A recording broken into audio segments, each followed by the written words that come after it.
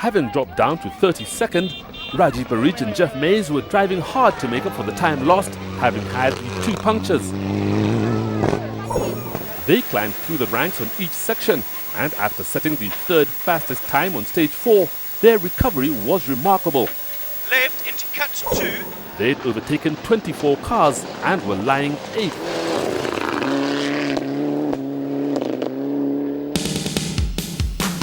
With only 50 kilometers of competitive motoring remaining, Carl Tundo's lead of 8 seconds over Alistair Kavanagh was by no means safe.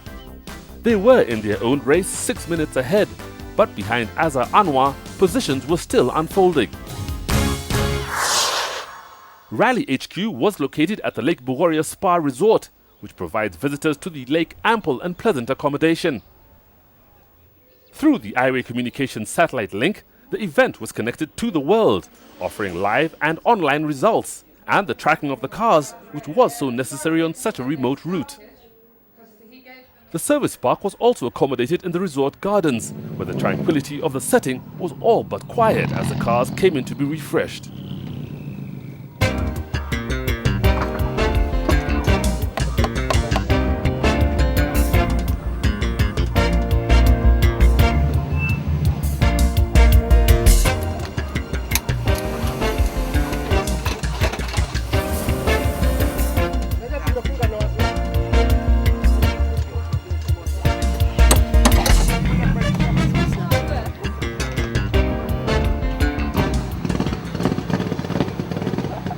As the cars left service, they headed into the hills behind Lake Bogoria, which included several escarpments where so many were to have problems, especially the 2-wheel drives who didn't have the power to climb the steep ascents.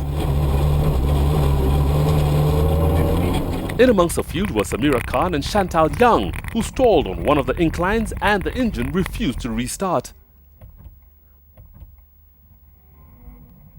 With Chantal out pushing and on her first event as a navigator, it was with relief that it eventually came back to life. They were driving a Mark I Escort, one of the 4 classics in the event, and on top of stalling, had also punctured and gone without their intercom on stage 1, but were in good spirits. I forgot a piece of wire that we needed for the intercom, so this was quite an interesting rally. It was a lot of hand signals and screaming and nodding and shaking, and it was interesting. What a rally! First rally, no intercom, no, we have to change the tire. It's actually pretty cool.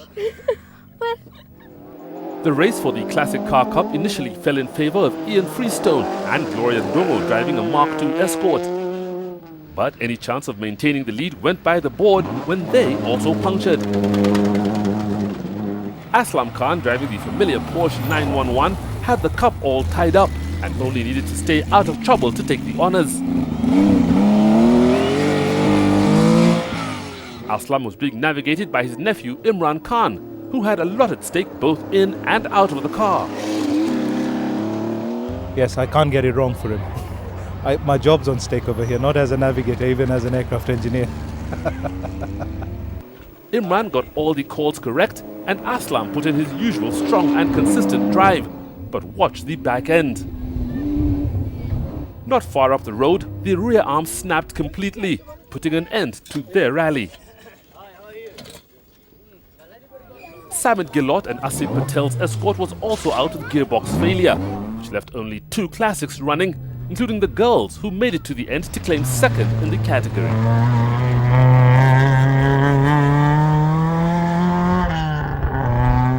With all the classics having bigger problems than theirs, Ian Freestone and Gloria Ndongo were back in the lead. By the end, they had recovered 10 places, taking the classic trophy, and came 15th overall.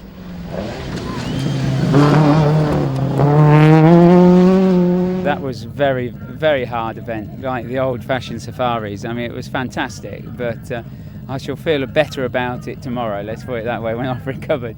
I mean, we were unlucky enough to have 2 punctures, you know, which really rules us out of any contention.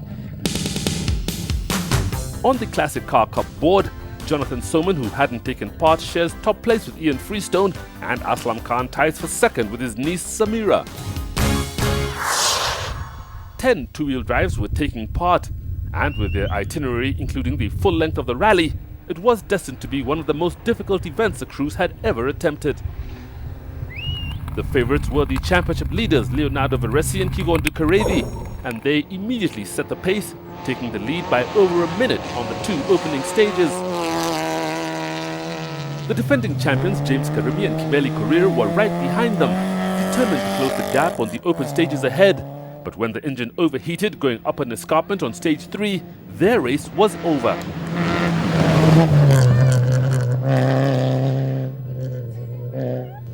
They were among 6 of the two-wheel drives to retire, mostly out of suspension failure.